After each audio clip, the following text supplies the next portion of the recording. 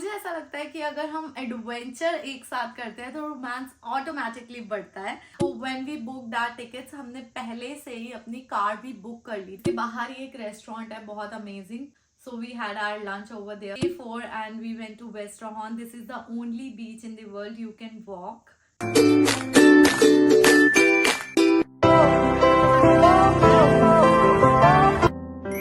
Hi guys, welcome back to my channel, and today's vlog going to be a travel vlog to Iceland. In this vlog I will cover best time to visit Iceland, visa, stays, costings and itinerary. So let me tell you one thing, we went Iceland for our honeymoon because मुझे बिल्कुल भी romantic जगहों पर नहीं जाना था अपना honeymoon celebrate करने। मुझे ऐसा लगता है कि अगर हम एडवेंचर एक साथ करते हैं तो रोमांस ऑटोमेटिकली बढ़ता है। तो honeymoon is all about romance and for me romance is adventure, so that's why we opted Iceland for our honeymoon. जो मैं आपके साथ शेयर करूंगी ये मेरी खुद की पर्सनल आइटिनरी है। I researched a lot before going to Iceland because yes it's my dream country. तो मैंने खुद से ही ये आइटिनरी प्लान करी थी। We went Iceland for 10 days and I will share my whole experience with you. Let's start the video, and the first topic is best time to visit Iceland. So it totally depends on you कि आपको कौन से season में जाना है और आपको कौन सा सीजन एंजॉय करना है। Let me tell you guys, Iceland पूरे 12 मंथ्स डिफरेंट दिखता है। I personally wanted to do glacier hiking, northern lights, और मुझे एक विंटर रोड ट्रिप करना था। So that's why I opted for सितंबर month. But if you guys want to experience extreme winter then travel between दिसंबर till March, और आप frozen waterfalls दिखेंगे आपको इस सीजन में, पूरी रोड्स पर स्नो दिखेगी। Let's talk about the peak season of Iceland जो कि है summer time of course, because summer time में हॉलीडेज होते हैं। प्लस आइसलैंड में समर टाइम पर रात नहीं होती है, पूरा दिन 24 आवर्स डे लाइट रहती है। सो वो जून टू अगस्त अगर आप ट्रैवल करना चाहते हैं समर टाइम में, so it's the best time to travel with your kids also. Keep in mind the peak season is always and always costly. तो आप अपना सारा प्लान पहले से ही करें, जो भी आपको एक्टिविटीज बुक करनी हो पहले से ही बुक करिए, because it's a peak season, hotels and everything are sold out. But if you want to experience something in the mid, हल्का विंटर एंड हल्का summer, so you can opt for springtime. Springtime is really beautiful in Iceland. You will see so cute muffins in springtime and colorful valleys, beautiful flowers. So then next part of video में जो कि है flights and visa. We traveled Iceland from UK, but आप India से भी travel कर सकते हो, and you need Schengen visa for Iceland because Iceland is a European country, and for European countries you need Schengen visa. So you have to book your tickets 3 months before, and आपका visa भी 3 months पहले ही लगता है। Our ticket price from UK to Iceland was £120 per person round trip, and for Schengen visa it was £130. So next topic of the video is transportation, and as I told you Iceland is a difficult country to travel. तो यहाँ पर जो transportation system है वो भी बहुत ही ज़्यादा limited है। आपके पास कुछ ऑप्शंस होते हैं, या तो आप टूर्स एंड ट्रैवल के पैकेजेस बुक कर सकते हैं, उसमें वो आपके ट्रांसपोर्टेशन सिस्टम का खुद ही ध्यान रखेंगे। And second one is most preferable self driving. Renting a car and driving yourself in Iceland is most convenient to travel Iceland. So when we booked our tickets, हमने पहले से ही अपनी कार भी book कर ली थी। Keep in mind guys, Keflavik airport से जो main city है रेक्याविक वो काफी दूर है, तो आप अपनी बसेस, शटल सर्विसेज पहले से ही बुक करके रखिए। हमने लोटस कार रेंटल से कार बुक करी थी, तो उन्होंने ही हमें प्रोवाइड करा था up and down free of cost. So plan accordingly, plan priorly, because Iceland ऐसी कंट्री नहीं है कि आप वहाँ पर जाकर ऑन द स्पॉट चीज़ें बुक करिए, बिकॉज वो बहुत आइसोलेटेड कंट्री है। So the cabs are really expensive on airport, so never ever book those cabs. And one different thing about Iceland is the driving is left side. जो लोग India से travel करते हैं उनके लिए थोड़ा सा डिफिकल्ट हो सकता है, बिकॉज इंडिया में राइट साइड ड्राइविंग है, बट आइसलैंड में लेफ्ट साइड ड्राइविंग है।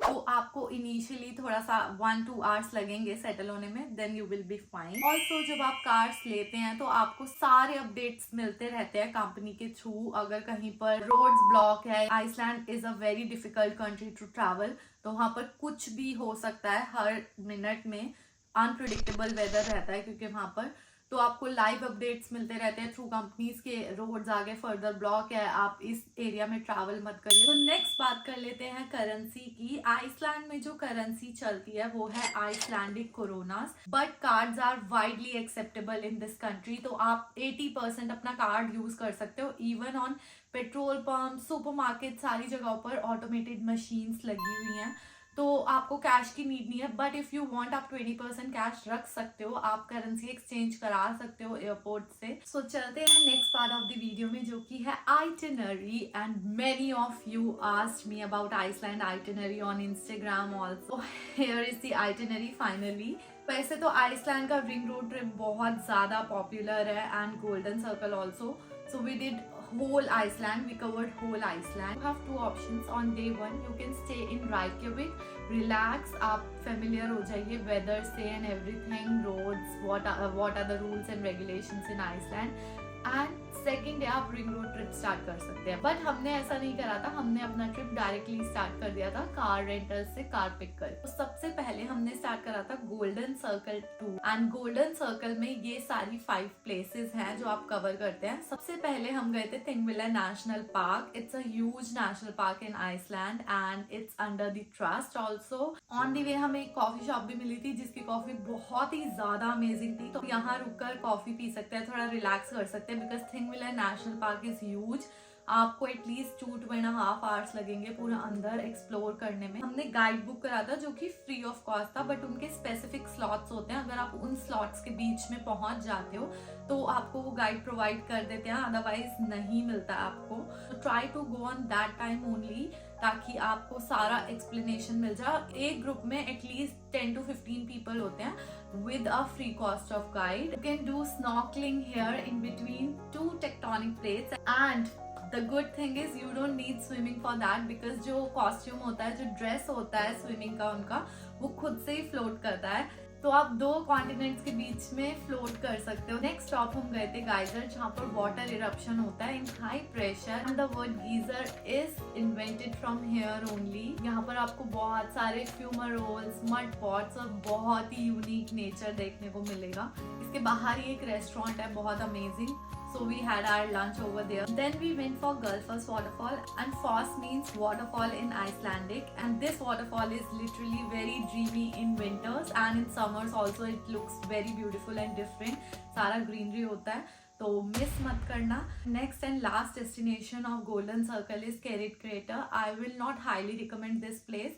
अगर आपके पास टाइम है तो आप जा सकते हो। So we completed the Golden Circle tour on day 1 only and started the ring road trip on day 1 itself. So after covering the Golden Circle, we headed towards to south of Iceland, Vik city, and we booked a stay over there. I always wanted to stay in a tent with my husband. While driving towards the south, हमने बहुत सारे Icelandic horses भी देखे थे जो कि बहुत ही ज्यादा फ्रेंडली होते हैं। Day 2 we checked out our hotel, and on this day we'll be covering all the spots that are shooted in Gerua Song of Dilwale movies. First we went to the most unique waterfall, Seleland Falls.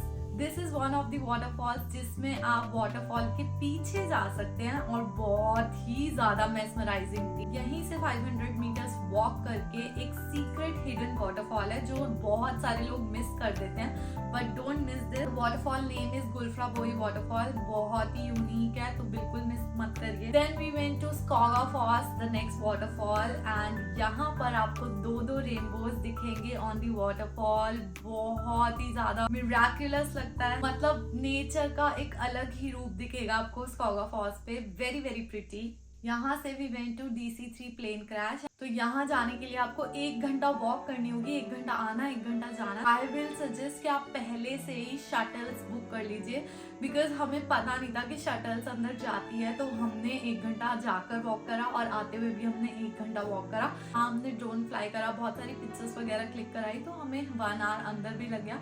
So total आपको 3 hours यहाँ पर लगेंगे ही। And last destination of day 2 was black beach. Before entering this beach, just see the signals of the waves, because काफी dangerous beach है। Waves कब में आपको स्वीप कर लेगी आपको पता भी नहीं लगेगा, बिकॉज जो इस बीच का सैंड है वो सारा लावा है।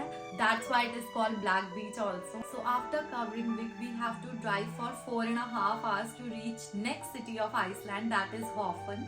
एंड हमें पहुंचते पहुंचते रात ही हो गई थी, so we just checked in and slept.